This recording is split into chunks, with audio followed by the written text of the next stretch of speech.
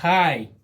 இப்போ நம்ம என்ன பண்ணணும், பாஸ்டன் கோதுமை மாவில் 3 தோசை ஊற்றிக்க போகிறோம். ஏன்னா இன்றைக்கி ஒன்றும் கறி கோழி மீன் இந்த மட்டன் எதுவுமே எடுக்கல.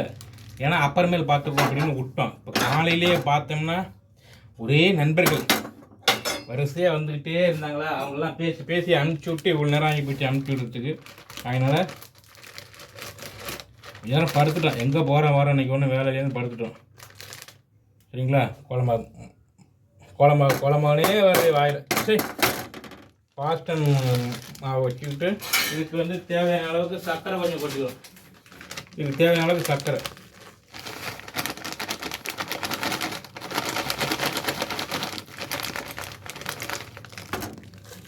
தேவையான அளவுக்கு சர்க்கரை மாவு எடுத்துட்டோம். சரியா? இதில் கொஞ்சம் தேவையான அளவுக்கு உப்பு போட்டுக்கலாம். தம்பி, தேவையான அளவுக்கு உப்பு போட்டு தண்ணி ஊற்றி கலரிக்கிறோம். சரியா? ஆமாம், தேவையான அளவுக்கு மாவை கரைச்சிட்டோம். சரிங்களா? நல்லா கரைச்சிட்டோம் பாருங்கள். இப்போ என்ன பண்ண போகிறோம்னாக்கா, இதை அப்படியே தோசையை ஊற்ற போகிறோம். தோசை ஊற்றி எப்படி வருதுங்கிறத பாருங்கள். தோசை. சரியா? ஆமாம், நான் பாரதி வரிகள் விதை. வெயிட் பண்ணுங்கள். வீடியோ யாரும் ஸ்லீப் பண்ணி விட்டாங்க. பேச்சுலருக்கு உண்டான வீடியோ பாருங்கள், கட்டாயம் பாருங்கள். யூஸ்ஃபுல்லாக இருக்கும், பயனுள்ளதாக இருக்கும். இப்போ நம்ம என்ன பண்ணியிருக்கோம்னு பார்த்தோம்னாக்கா, அடுப்பு பற்ற வச்சிட்டோம். தோசைக்கல் ரெடி, மாவு ரெடி. தெரியுதா மாவு? தெரியுதா மாவு? தெரியல. கரைச்சி வச்சுக்கோ மாவு, கரைச்சி. இப்போ தோசை ஊற்ற போகிறோம். வாங்க பார்ப்போம் எப்படி வருதுங்கிறது தோசை. சரியா? ஆமாம். முத்துக்கு முத்தாக நான் சுற்றி வந்தேன் பொத்தாக. சரியா? இப்போ வாங்க தோசை ஊற்றும் எப்படி வருதுன்னு பார்ப்போம். வாங்க.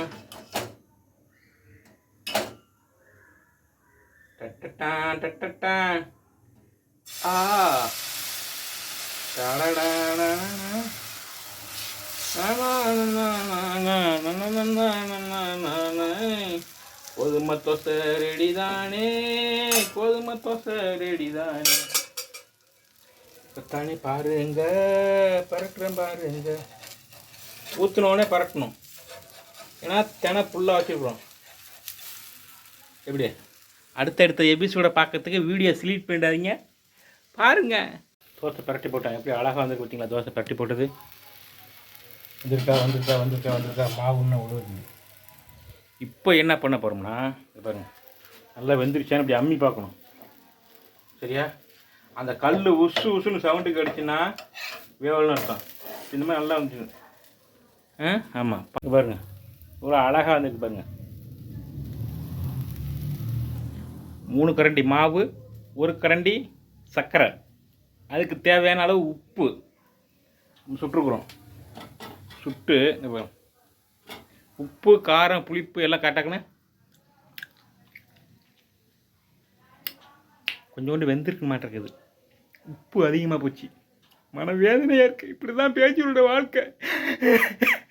உங்களுக்கு இந்த வீடியோ பிடிக்குமா பிடிக்காதுன்னு எனக்கு தெரியல. உப்பு அதிகமாக போச்சு. மாவு விட்டாச்சு. இதை கீழே ஊற்ற முடியுமா, இல்லை சுட்டு கஷ்டப்பட்டு சுட்டு இதை கீழே தான் போட முடியுமா? சொல்லுங்கள் பார்ப்போம்.